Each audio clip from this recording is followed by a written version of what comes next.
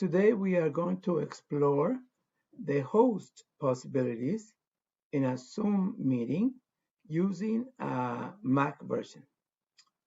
On a PC or on a Mac, you can have the option of one participant share the screen at a time, or multiple participants can share simultaneously.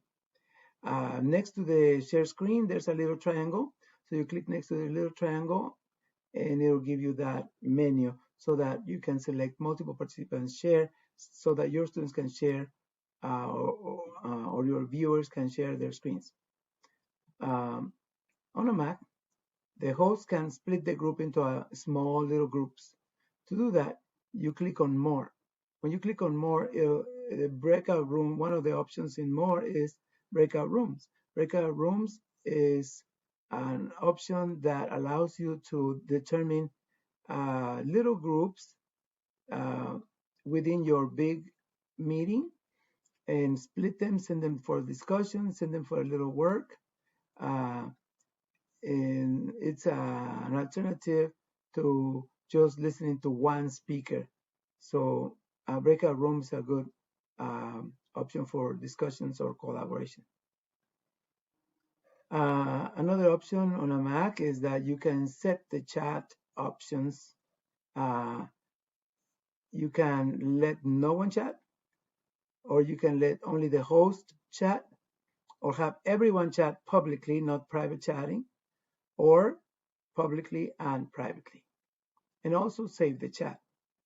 On a Mac, the host can set the meeting options.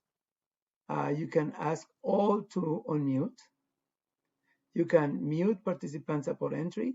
You can allow participants to unmute themselves, or allow participants to rename themselves, or play a sound when someone joins or leaves, or enable the waiting room, or lock the meeting so nobody else enters after a certain time.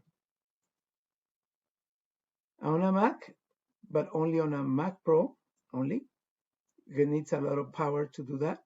You can select virtual video filter. Video filters are like hats or glasses, or your face is on a TV screen, or you have a border around you, or different options. Of course, all this happens when you're using a green screen.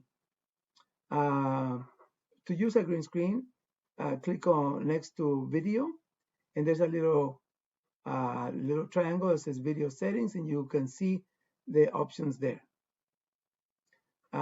If you use a green screen, Mac allows you to use a green screen. You first have to determine the color of the green screen, clicking on the rectangle of the color.